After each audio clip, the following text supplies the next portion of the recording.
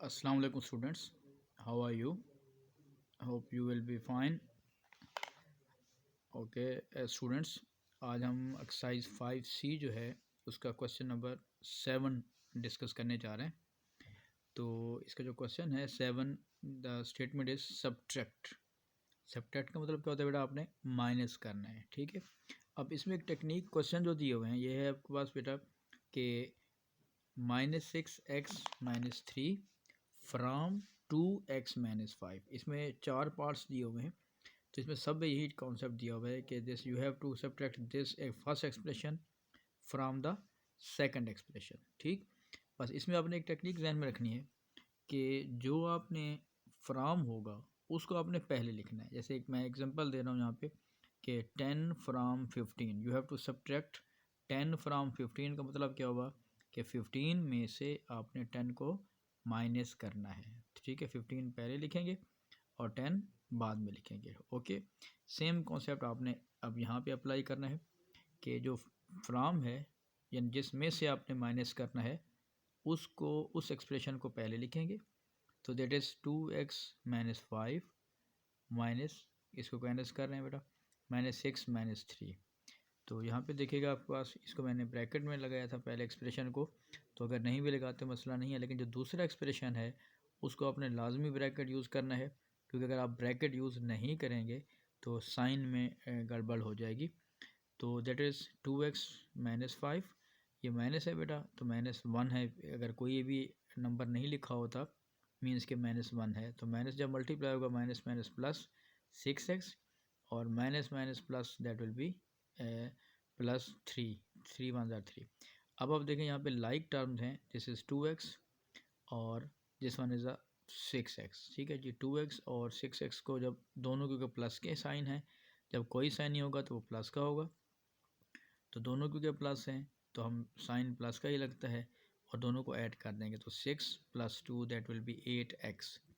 और बेटा यहाँ पे देखिएगा, यहाँ पे पास क्या आ रहा है, माइनस का 5 और प्लस का 3 है, तो बड़ी वैल्यू माइनस की है तो माइनस का साइन लगेगा, और 5 में से 3 को माइनस कर देंगे तो दैट विल बी 2।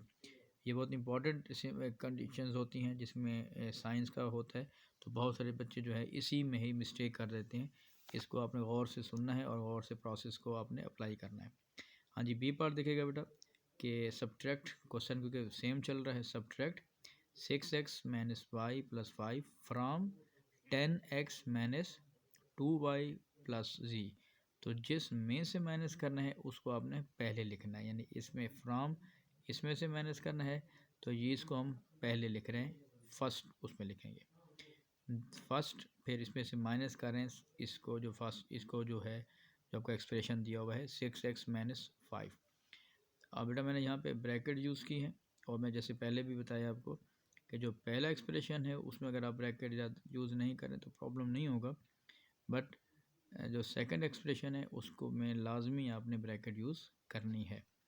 तो देखिएगा आप इसमें क्या बन रहा है, 10x - 2y + z हो गया बेटा, ये माइनस है तो माइनस का 6x बनेगा, और ये माइनस माइनस प्लस हो गया, और ये बन जाएगा y, फिर माइनस प्लस माइनस 5 1 ज़ा 5। अब यहाँ पे देखिएगा लाइक टर्म्स को आपने ध्यान में रखना है। देखिएगा ये हो गया बेटा 10x और ये एक 6x है, इसको पहले इकट्ठे भी लिख सकते हैं क्योंकि थोड़ा स्पेस का है तो मैं इसको इकट्ठे नहीं लिख रहा। तो पहले आप ये ऐसा भी स्टेप कर सकते हैं कि x वैल्यू को इकट्ठे लिख दें, फिर y वैल्यूज़ को इकट्ठे लिख दें, और अगर z वैल्यू को है तो उनको इकट्ठे लिख दें। देखें यहाँ पे बेटा 10 है, ये माइनस का 6 है, अब बड़ी वैल्यू प्लस की है तो +10 में से 6 जब माइनस करेंगे तो दैट विल बी 4x। उसके बाद आ जाए बेटा y पे, ये -2y है और ये प्लस का 2y है, तो बड़ी वैल्यू यहाँ पे 2 आ रही है और उसका साइन माइनस का है, तो 2 में से जब 1 निकालेंगे तो -1y, तो y 1 लिखते नहीं हैं तो मैं समझाने के लिए लिख रहा हूँ कि यहाँ पे 1y आ जाएगा। सॉरी, आगे देखिएगा z लिखा हुआ है यहाँ पे और इधर कहीं पे z नहीं है, तो ये z वैसे आ जाएगा आपके पास, और नेक्स्ट आपके पास यहाँ पे आ रहा है बेटा -5, ठीक हो गया। तो ये आपके पास overall this will be your answer. Same आपके पास सी पार्ट है, that you have to subtract this expression from -4p -4q और प्लस 15SR। तो जैसे मैंने कहा है कि जो फ्राम होगा उसको आपने पहले लिख देना है, तो इसको हम पहले लिख रहे हैं जी -4p -4q। आज बेटा ये फर्स्ट एक्सप्रेशन हमने लिख दिया और सेकंड भी हमने लिख दिया इसको, ठीक है। और यह क्योंकि बाहर माइनस का साइन है तो उसकी वजह से आपके पास ये सारे जो सिंबल्स होंगे या कंडीशंस होंगी वो चेंज होती जाएंगी। दैट विल बी -8p और प्लस माइनस माइनस 9q, और 9 को लिखते हुए और q को लिखते हुए ख्याल रखिएगा क्योंकि एक जैसा ना नज़र आए, और माइनस और ये माइनस बेटा प्लस हो जाएगा। दिस इज़ 5R ऐसे लिखा हुआ है यहाँ पे, इधर उसने SR लिखा है, तो एक ही चीज़ है, इसको भी आप SR लिख दें ताकि कन्फ्यूजन ना हो। और यहाँ पे देखिएगा 5 और S में भी एक डिफरेंस आपने रखना है कि उसमें वो आपके पास मिक्सअप ना हो जाए। हाँ जी बेटा, अब आपने देखें इसको लाइक टर्म्स को हमने देखना है, ठीक है। लाइक टर्म में देखिएगा ये -4p है बेटा और ये -8p है, ठीक है। इसका कॉन्सेप्ट यूँ भी आप आसानी से याद कर सकते हैं कि अपने घोड़ों को घोड़ों में ऐड करना है, अगर कहीं पे ग्राउंड में कोई है घोड़ों गधों को गधों में ऐड करना है, ठीक है ना जी। जो एक जैसे लाइक टर्म्स हैं उनको वैसे ऐड करेंगे, ठीक हो गया, एक समझाने के लिए। अब बेटा देखिएगा -4p और ये -8p, जैसे मैं ऊपर लिख रहा हूँ कि अगर आप इसको इकट्ठे लिखना चाहें तो एक दफ़ा इकट्ठे भी लिख सकते हैं। इधर मैं थोड़ा सा शो करके बता रहा हूँ आपको। आज स्टूडेंट इसे देखिएगा, यहाँ पे मैंने p वाली वैल्यूज़ जो है इकट्ठे लिख दी हैं बेटा, टर्म्स जो हैं, और q वाली टर्म्स इकट्ठे लिख दी हैं, और नेक्स्ट आपके पास SR के टर्म्स भी हमने एक जगह पे लिख दिए। अब आप देखिएगा बेटा ये दोनों में सेम साइन है, दोनों में, तो साइन आपका माइनस लगेगा और दोनों को प्लस करेंगे, 8 + 4 दैट विल बी 12 और p वैसे आ जाएगा। सेम कंडीशन यहाँ पे आ रही है बेटा, दोनों में सेम साइन है, साइन माइनस का लगेगा, 9 + 4 दैट विल बी 13 और this will be the q। और फिर यहाँ पे देखिएगा इधर भी बाई चांस वो सेम ही कंडीशन आ रही है, सेम साइन आ रहे हैं, तो साइन बेटा वहीं लगाएंगे सेम, और 15 + 5 दैट विल बी 20SR, ठीक है जी। ये आपका ओवरऑल आंसर आ जाएगा। और इसमें लास्ट पार्ट है इस क्वेश्चन में, फिर वही कॉन्सेप्ट है कि you have to subtract 8a - 3b + 5c - 4d from this one. तो फिर वही बात जिसमें कह रहा हूँ कि जो फ्राम होगा उसको बेटा आपने पहले लिखना है, तो उसको हम पहले लिख लेंगे, यानी कि 10a - b - 4c और माइनस का 8d, यहाँ पे एक ब्रैकेट में यूज़ कर रहा हूँ बेटा, और फिर माइनस, और ये है जी आपके पास 8a - 3b और प्लस 5c - 4d। और मैं बार बार रिपीट कर रहा हूँ कि जो सेकंड एक्सप्रेशन जब आप लिखेंगे तो माइनस के बाद वाला उसमें साइन सॉरी ब्रैकेट आपने लाजमी यूज़ करनी है, वरना सारा का सारा क्वेश्चन को गड़बड़ हो जाएगा।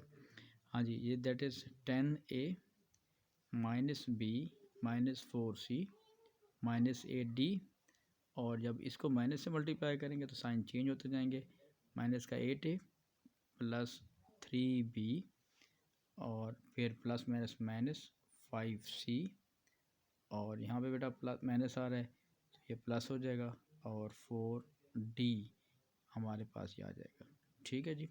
अब हमारे पास देखिएगा जो टर्म्स हमारे पास आती जा रही हैं, ये एक जो लाइक टर्म्स हैं उनको देख लेते हैं। एक बेटा a वाली वैल्यू यहाँ पे है और एक वैल्यू आपके पास यहाँ पे आ रही है, तो यहाँ पे मैं लिख रहा हूँ 10 में से 8 निकालेंगे दैट विल बी 2a।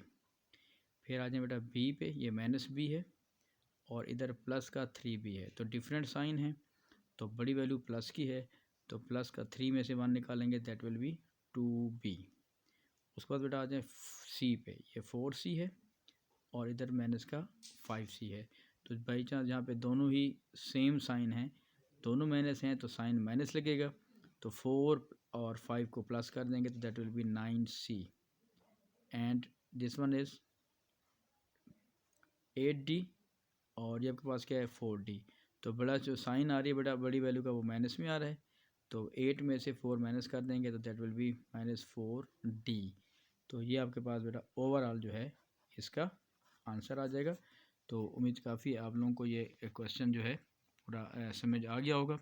अगर कोई प्रॉब्लम हो तो प्लीज़ मुझे जो है कमेंट बॉक्स में आपने कोई कमेंट करना है, अगर कोई प्रॉब्लम फिर भी हो तो। ठीक है जी, थैंक यू।